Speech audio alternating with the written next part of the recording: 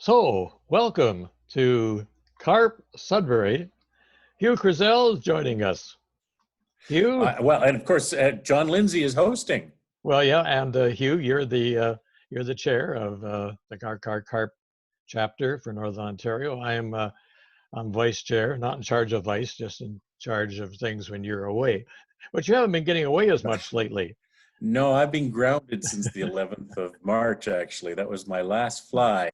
So But yeah, now, of course, we got flies, but they're black flies. I'm you flying with Air know, Canada. a lot of us are grounded, and I was just talking to some people just recently, who are single people, right? And they've been isolated even before this COVID-19 crisis has hit us, but now they're really isolated, and some of them are beginning to feel just a little bit down. Is there any advice for those people? Gosh, I think this platform right here is a great one. Zoom, it's free, it's available. It doesn't take an awful lot of learning to make it work. But, traditionally, I truly strongly believe in the phone. Pick up the phone. Yeah. On a regular basis. Now, let's face it, in a lot of seniors' buildings, people put a placard out their door. Like when I've been out to Finlandia, there's a little sign you put out each morning and say, I'm okay. Time to, at 8 o'clock in the morning, call John Lindsay. Yeah. And or another friend, or have 3 phone calls that you make every day just to have those conversations, because you can't talk to the cat all day. No, and I don't have one, so. I have a couple that really they seem to be feeling the isolation there. Anytime I sit down, they're on my lap, which was not the case before. So maybe they're feeling my vibrations or something. But They are very intuitive, they know these things naturally, and maybe they're feeling. You're not out and about very much, although I saw you were at the hardware store at Home Depot, I think. yeah, I think we should show this here. This is me at the Home Depot just this morning. Now, mind you, my wife is very protective. I guess she wants to keep me around a little longer, but she says, no, no, no, you don't. You're not listening to what the experts are saying. That even if they open up, all those people over 70 should still be isolating themselves. I wonder Well, you're how. not over 70, are you, John? When was 70 anyway? Long way back then, yeah. The But 1970s? It was a while ago.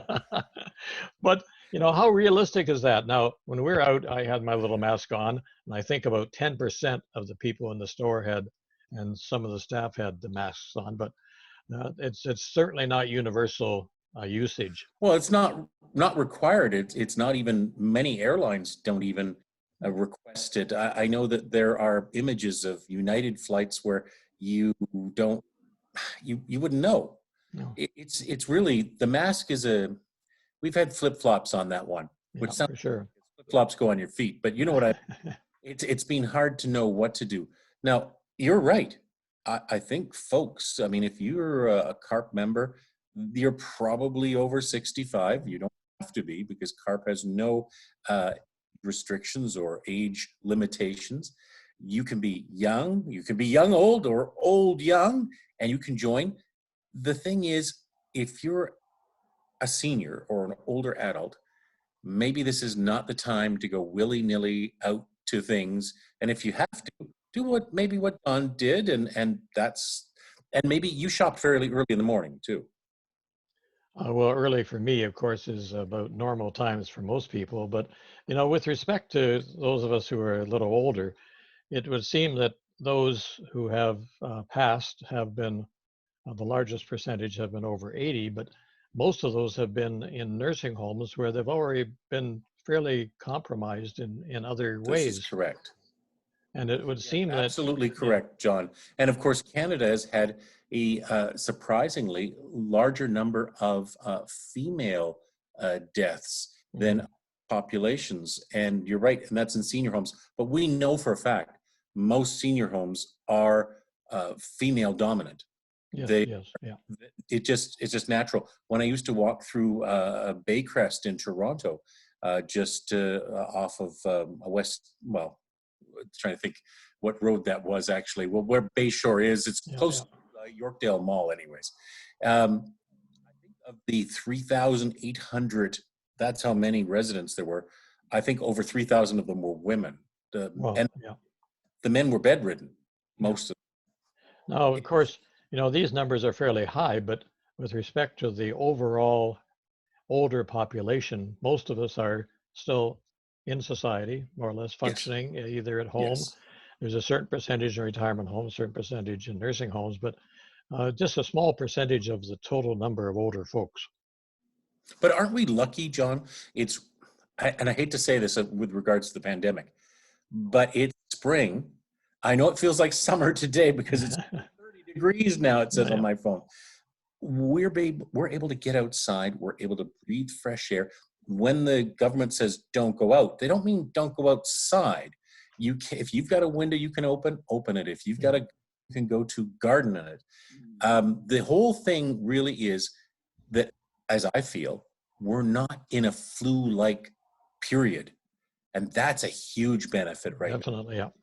There are some people who are compromised during this period because of pollen and mold and mildew a few weeks ago from the melting snow.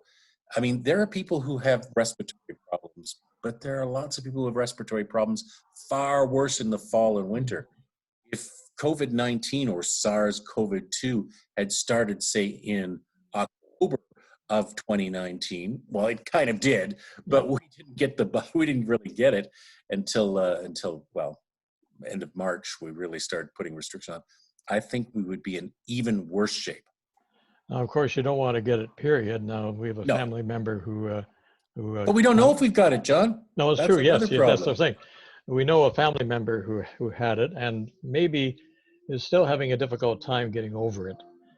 She has good days and bad days, and this has been going on for 3 months now. So it's not something you want to have for sure. This is a healthy young or relatively young woman. I mean, everybody's relatively young to me, but gets to that point, right? But with respect to our members, we have quite a few hundreds here in Northern Ontario, and they're all, of course, locked down or looking after themselves as best they can. But how about you're in contact with the national office and our provincial partners as well too? How are they doing? Well, we did have a regional or Ontario dialogue recently, and I have to tell you, the standard answers to "How are you doing" in your chapter was repeated time after time. We've canceled our meetings, Mhm. held back on gatherings.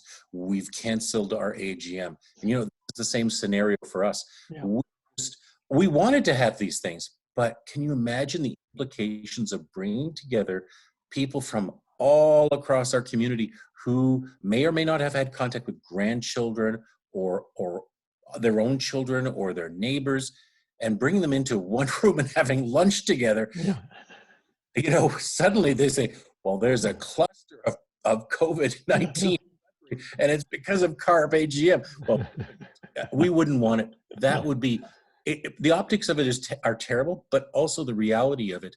We feel incredible responsibility to our members. We will not hold until our premier or our organization says do so. And it seems to be that our federal leader, Mr. Trudeau, and Mr. Ford, our provincial leader, and indeed across the country, have a highest respect for Dr. Bonnie out in British Columbia. British Columbia. And she seems to have a grasp on the situation, and they all are really being cautious. And I guess that's understandable. It's interesting that Dr. Bonnie was saying that outside, that even outside, if there's other people around, unless they're directly coughing in your face, the chances of contracting the virus are pretty minimal. So as you said before, being outside is probably a good idea, especially for that vitamin D. Well, I was thinking, as long as you don't if you remember, Ruth Buzzy on Laugh-In used to have the older gentleman who would come along and sit on the bench with her, and then you get closer. I mean, she was right. Ruth Buzzy would beat him off with the umbrella. Remember that, John? So maybe Ruth Buzzy was way ahead of her time and saying, "You stay over there." Now, CARP National, I used to hold that big meeting in Toronto every every fall. every fall. I guess that's not too sure if that's going to go ahead. At least it may No, go ahead. we usually have the Zoomer show in October, Yeah, yeah. around Halloween. It didn't. It's well, you know what? It's hard to say, John. There are so many things that are uh, indeterminate at this time. We've not figured out a lot of things. Just to go back to Sudbury's AGM, CARP AGM, will we hold it in September? I personally don't think so. Will we hold it in October? That's possible. Once we get into November, though, a lot of our members will start saying, well, if it's the end of November, we're going to have a snowstorm. Maybe 2020 will have no, I know, here it is, plus 30 today, Yeah. but we're talking about November. And But it's interestingly enough, even during some heavy snowstorms, we've had good attendance. we've had our best turnouts, yeah. actually. Now, there's some talk, and certain other chapters are doing Zoom meetings. It's interesting, the Zoomer generation and the magazine, the Zoomer, and of course now Zoom has come along, which is totally separate. Of course, it's an American corporation which is founded by a Chinese immigrant. Interestingly enough, who he took 8 different tries in order to get in to the United States to work in Silicon Valley. And then he finally got there, worked in a couple of firms, took a couple of engineers with him, went out and created Zoom, and became an instant billionaire, of course. Isn't America wonderful? Yeah. And of course, he was on a little video call I noticed this morning where he's sort of apologizing because there were certain security situations with respect to Zoom, but that's largely been corrected, and that was only affecting certain types of meetings. But when you, as you know, today, of course, I had to open the door to let you in, as it were. Yes. And, so the chances of anybody else coming in are fairly remote. But we're going to share this. We are recording this. You're right, John. I could self-criticize and say, you know what? Maybe we should have started doing Zoom meetings, online meetings much earlier. But personally, I felt there was so much information coming at everyone every day, fast. And do you want more? First of all, do you want more information? Second, have we got something more to share? Have we got something additional that's going to enrich the listeners' or viewers' life? I think now you and I having this discussion, there may be people out there across Sudbury or even around the world, if they want to listen in or view this, who might say, okay, I've heard what they've had to say. This makes sense.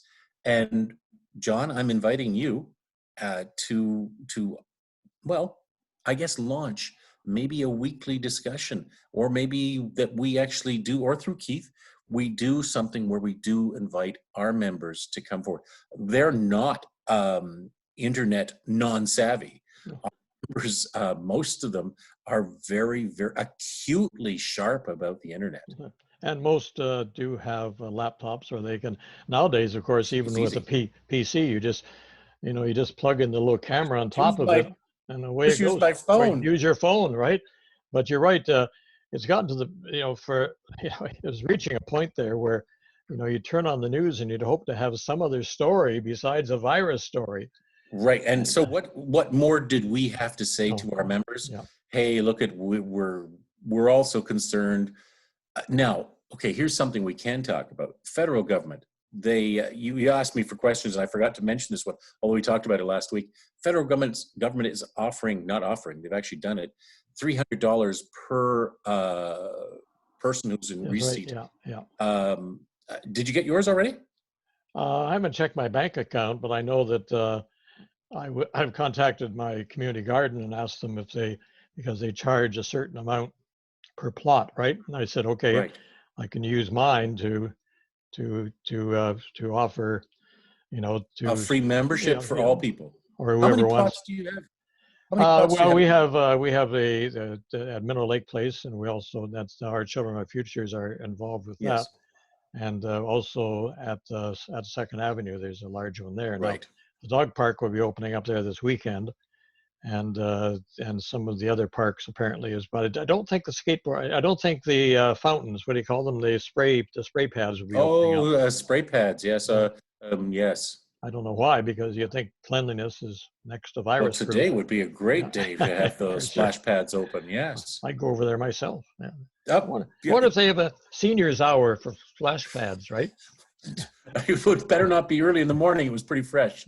Speaking of that, we just got some advice today from seniors who are going shopping, like places like Costco and Food Basics, and I believe some of the other grocery stores have sort of the happy hour for seniors from 7 to 8.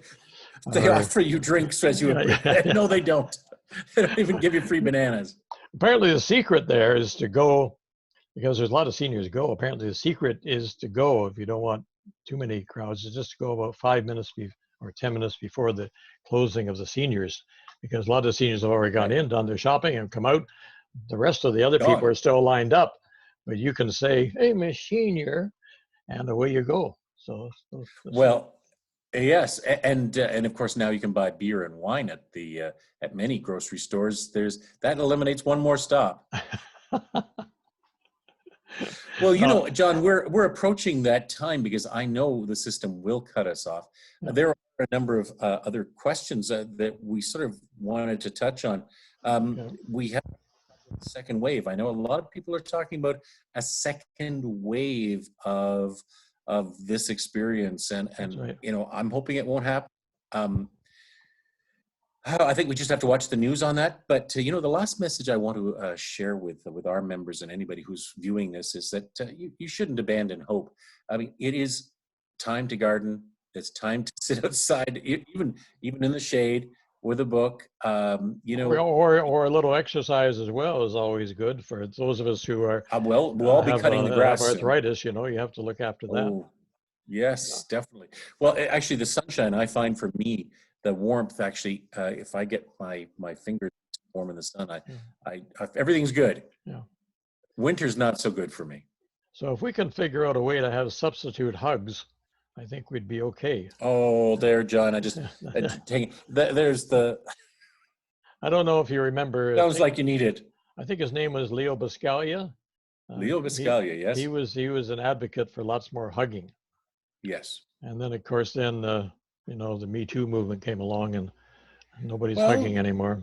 Well, it's not just that. We do fist bumps. We do we don't do high fives because apparently that's the surface you should avoid. Right. We stay away. What's I guess foot bumps. That's the other thing that's happening. We'll just touch toes. I understand that. I understand other chapters are sending out links if people want to join them for their events. I think there's one happening in the Halifax chapter coming up very shortly, and I think there's a link to that. By all means, if you want to, please do. Let's face it, each independent CARP group is not so really independent. We tied together, but I think everybody has perhaps slightly different approaches to things, partly because of where they are. Let's face it, if you're in New Brunswick closed its borders in many, and certainly Newfoundland and Labrador. It's not like here, and we know that the bridges crossing the Ottawa River, Quebec had made it very difficult for people to go back and forth. If we go west, the Manitoba border was a very difficult to manage island. I mean, it's not its own country, but you just couldn't get around. You had to prove that you had a reason to be there. So we're fairly fortunate in Sudbury that we've had a fairly small number of cases. Yes. So we shouldn't be complacent. But is there any last message we can send out to our members? Now, there's just not in Greater Sudbury, but we have members all over Northern Ontario. Well, one of them is hopefully we do, like many countries, Germany and of course Italy, is increased testing. Because many of us are asymptomatic. I mean, I may have it and not know it. That's right. Yeah. The big thing is that, I'll give you this offer. If the audience is interested, typically on CKLU 96.7 on your FM dial here in Sudbury, I have a radio program, but I also do specials. And so I don't know the exact time for some of them, but I've interviewed Dr. Peter Zalen multiple times about COVID-19 and about testing and about preparedness. Let's face it, folks, we're getting a little lax the last week. Traffic is up. People are going everywhere. Yeah. I just worry what will happen next. Yeah. And more importantly, once we get through this, what's going to happen? Like, are we going to, like, you and I might not be here for the next thing, but there will be a next thing. Yeah. We live too close together. We have meat plants, meat packing plants, processing plants. Yeah. Yeah. You, because you're vegetarian, but you know, we've had romaine sometimes. Yeah. I just wonder, John, what we will face next and how we're going to be prepared for it. And you know what? A lot of people say, well, you know, Spanish flu, 1918, 1919. Listen, you and I have lived through a number of other things that have happened, and you've lived through polio more than I did. I think it was almost all over, although there's still cases of it here in the world. But TB continues to be, in fact, TB is on the rise because we've been too focused on that. Well, there's been some really bad flu epidemics in the past. I can recall 1957 when I was in teachers college. Yes. There's one that came there, and you know, they had to send the doctor over to the house, and is he going to survive, and that sort of thing. And I can't remember too much about it, but that was a particular. Was that you? That was me. Oh, yeah. Oh, So I was, so I was out of the picture. But then again, I had also overextended myself, so I wasn't in great shape. So I was a good candidate for it, right? Of course. But anyway, well, of course, none of us right now. All of us are. You know what, John? If you and I months ago had said, John, how are you doing today? You know what the answer would have been? Well, I'm really busy. Yeah. Right now, can generally say, oh man, how are you doing today? Oh, it's so busy. I'm so busy. No, everybody's going, ooh, this is really, I'm mellow. Well, like some are, although our business is pretty busy because we're in tax season right now. Yes. And of course, people are concerned about their investments. And that would be another whole program. We could talk about that. Definitely. But, and we will, John. You know, time is ticking. I want to say thank you very much for setting this up and for reaching out and for sharing this with our large. Yeah, well, the Zoom, we can do this. I know we did one yesterday with Our Town, Our Cities, which is an advocacy group, and anybody, there's a website for that, which is Our Towns, Our City, which is actually just the letters otoc.cloud, and lots of stuff there from different people in the community who have concerns as well. And we know that there are concerns in the community with respect to debt, for personal debt, business debt, government municipal debt. Yes. Oh my, yeah, this is going to be very interesting to see how this turns out. So anyway, we've done it, Hugh. Brilliant. I can stop the recording and then we'll send it out to our folks. Say thank you. There's our little hug. Goodbye for John, now. We'll talk to you again soon.